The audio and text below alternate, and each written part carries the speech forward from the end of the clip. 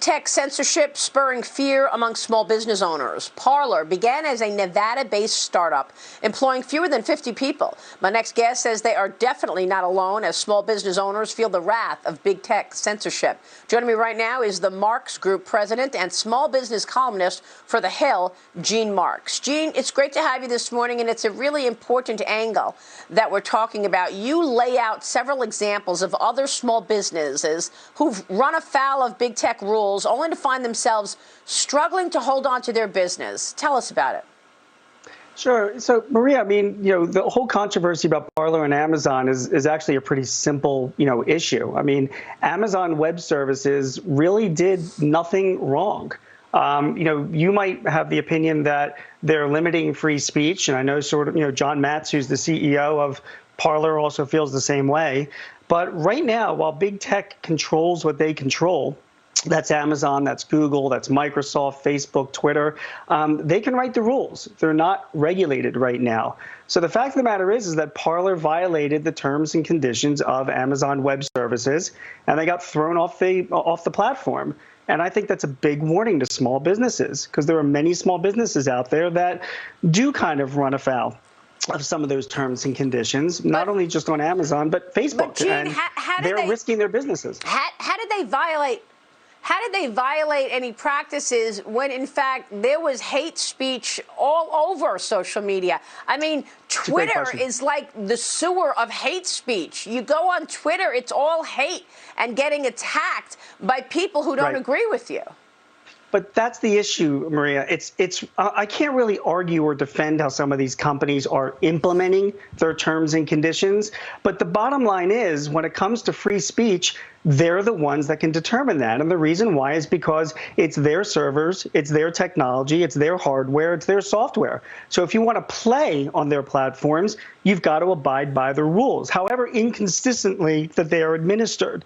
And frankly, John at Parlor, honestly, I think he did a great service to a lot of small business owners, because he taught a lot of us what not to do. I mean, he was warned repeatedly that there were issues with this platform. His whole livelihood, his whole business was based on Amazon Web Services. And what happened? Amazon threw him off. The guy's like out of business right now. So, if you're a small business owner, you have got to have a viable plan B. Well, just that. So what do you do? You don't rely just on one cloud company? Correct. Yeah, you really can't. I mean, you have to realize that if you're going to be, facing those kinds of limitations and restrictions, either you behave, you adjust your behavior, or you got to make sure that you've got a good plan B. And unfortunately, Parlor did not have a backup plan. You keep saying, Gene, you keep saying this behavior. What behavior? Yep.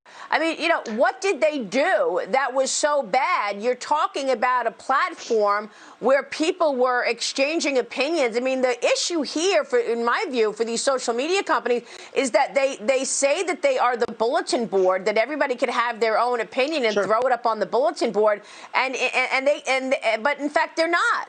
And that's why they got Section 230 in the Telecom Act of 1996, and that's why they have this liability protection that they can't get sued, and yet it's not true. They're not a bulletin board. They've made a choice to take a side, and they've made a choice to think that they're the arbiter of truth, to edit out people and posts that they don't like. I get it. But, here's the thing. These platforms are not regulated. I mean, look at yourself, for example. There are certain things that you cannot say on your network. There are certain behaviors that you can't have on your network because you're regulated by the FCC. Like what? And right now, like what, Gene? Like what? Well, I mean, you can't use profanity on your network, can you? I mean, can you do that? Can you say sexually explicit things? Can you view, display pornography, for example? No, but you can on Twitter, and it's no problem. But you can't. You can on Twitter, and it's no problem. But Twitter is not regulated. That's what I'm saying. They got that liability. But that's what I'm saying. They got that liability protection because they said that they were bulletin boards, that they weren't taking a side, but they have taken a side. They're not bulletin boards. They are publishers and content creators. The problem is, though, is that because they're not regulated, they set what their terms and conditions are. In the instance of Parlor, they were warned many, many times by Amazon that they were going to get thrown off for violating their terms and conditions. And by the way, I am not going to defend how these terms and conditions are implemented. Why isn't Twitter warned? How come Twitter isn't being warned?